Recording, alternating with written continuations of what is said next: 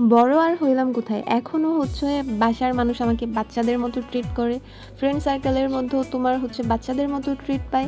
আমার যে কাজিন বড় ভাইয়ারা আছে তারাও হচ্ছে আমাকে বাচ্চাদের মতোই ট্রিট করে। অথচ আমার থেকে ছোট অনেক কাজিন আছে, তাদেরকে কিন্তু এই ট্রিটটা করে না। আলহামদুলিল্লাহ, আলহামদুলিল্লাহ আমি বাচ্চাদের মতো ট্রিট পাই।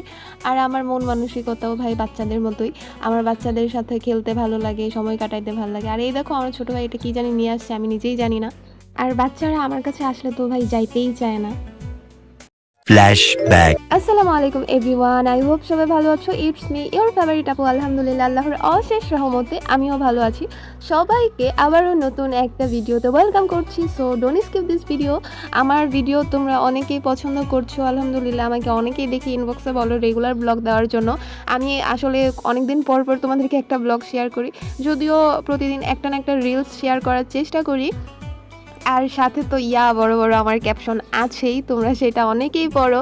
আমি দেখছি প্রায় অনেক রিলসে আলহামদুলিল্লাহ তোমার লাখ ভিউ হইছে, 50,000-এর উপরে অনেক রিলসে ভিউ আছে। সো আমার কাছে এই ব্যাপারটা অনেক বেশি ভালো লাগে।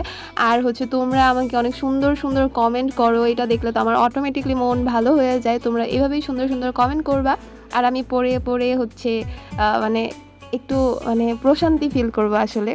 তো যাই হোক, মাঝে মধ্যে তোমাদেরকে টুকিটাকি ব্লগও শেয়ার করব। সো আজকে হচ্ছে ছোট্ট একটা ব্লগ তোমাদের জন্য। ওই তো প্রতিদিনের মতোই আজকে ইফতার আয়োজন। আর হচ্ছে আমরা 5 জন ইফতার একসঙ্গে করি। আমরা 3 ভাই বোন, আম্মু আর হচ্ছে আমার দাদি। সো আলহামদুলিল্লাহ, আসলে ইফতারের মূল ইনগ্রিডিয়েন্টস হচ্ছে পরিবার। পরিবারের কোনো সদস্য যদি মিসিং থাকে, আসলে ওই ইফতার আয়োজনে কোনো কিছুই আর স্বাদ লাগে না।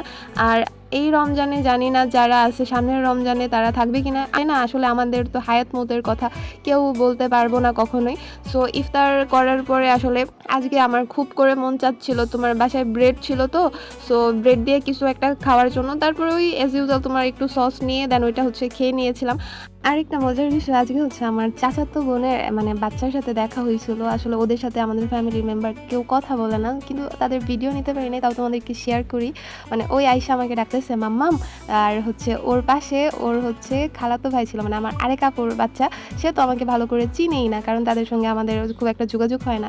তো সেও কি করছে, মানে আমার ওই ভাগ্নির দেখা দেখি সেও আমাকে মাম্মাম ডাকতেছে। সো আমি হচ্ছে তোমার মানে বিয়ে ছাড়াই অলরেডি মাম্মাম হয়ে গেছি। বোনের বাচ্চাদের উপর হচ্ছে খালাদের হচ্ছে অনেক অধিকার থাকে। সো আমিও তার ব্যতিক্রম না, আমাকে কিন্তু অলরেডি মানে একজন মাম্মাম ডাকে, একজন হচ্ছে পিপি ডাকে। সো আমার জামাই হচ্ছে তাদের পাপা হবে, ভাবতেই অবাক লাগে। যাই হোক, সো আজকের ভিডিও এই পর্যন্ত। আজকে লতির তরকারি রান্না করছিল আম্মু।